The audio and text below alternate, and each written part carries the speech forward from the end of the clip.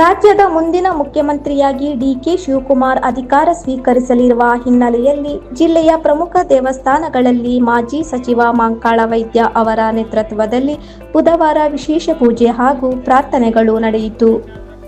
ಈ ಸಂದರ್ಭದಲ್ಲಿ ಮಾತನಾಡಿದ ಮಂಕಾಳ ವೈದ್ಯ, ಹಲವು ವರ್ಷಗಳ ನಿರೀಕ್ಷೆ ಮತ್ತು ಕನಸಿನಂತೆ ಡಿಕೆ ಶಿವಕುಮಾರ್ ಅವರು ರಾಜ್ಯದ 25ನೇ ಮುಖ್ಯಮಂತ್ರಿಯಾಗಿ ಅಧಿಕಾರದ ಗದ್ದುಗೆ ಏರಲಿದ್ದು, ಅವರ ನೇತೃತ್ವದಲ್ಲಿ ರಾಜ್ಯವು ಮತ್ತಷ್ಟು ಅಭಿವೃದ್ಧಿಯತ್ತ ಸಾಗಲಿದೆ ಎಂಬ ವಿಶ್ವಾಸ ವ್ಯಕ್ತಪಡಿಸಿದರು.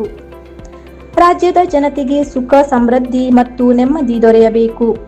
ಉತ್ತಮ ಮಳೆ ಬೆಳೆ ಉಂಟಾಗಿ ರೈತರು ಸೇರಿದಂತೆ ಎಲ್ಲ ವರ್ಗದ ಜನರು ಸಂತೋಷದಿಂದ ಬದುಕುವಂತಾಗಲಿ. ಡಿಕೆ ಶಿವಕುಮಾರ್ ಅವರ ಆಡಳಿತದಲ್ಲಿ ರಾಜ್ಯದ ಸರ್ವತೋಮುಖ ಅಭಿವೃದ್ಧಿ ಸಾಧ್ಯವಾಗಲಿ ಹಾಗೂ ಮುಂದಿನ ಅವಧಿಯಲ್ಲಿಯೂ ಅವರು ಮುಖ್ಯಮಂತ್ರಿಯಾಗಿ ಸೇವೆ ಸಲ್ಲಿಸುವಂತಾಗಲಿ ಎಂದು ದೇವರಲ್ಲಿ ಪ್ರಾರ್ಥನೆ ಇಡಲಾಗಿದೆ ಎಂದು ಹೇಳಿದರು.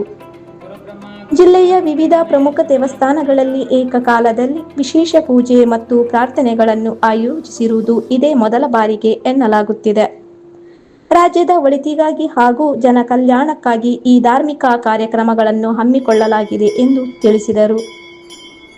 ಡಿಕೆ ಶಿವಕುಮಾರ್ ಮುಖ್ಯಮಂತ್ರಿಯಾಗಿರುವುದರಿಂದ ಅಭಿವೃದ್ಧಿ ಕಾರ್ಯಗಳಿಗೆ ಮತ್ತಷ್ಟು ವೇಗ ಸಿಗಲಿದ್ದು, ಕ್ಷೇತ್ರದ ಜನರ ಸಮಸ್ಯೆಗಳು ಮತ್ತು ಕುಂದುಕೊರತೆಗಳನ್ನು ಶೀಘ್ರವಾಗಿ ಪರಿಹರಿಸಲು ಅನುಕೂಲವಾಗಲಿದೆ ಎಂಬ ವಿಶ್ವಾಸವನ್ನು ಮಂಕಾಳ ವೈದ್ಯ ವ್ಯಕ್ತಪಡಿಸಿದರು. ಕರಾವಳಿ ಸಮಾಚಾರ ನ್ಯೂಸ್ ಬ್ಯೂರೋ.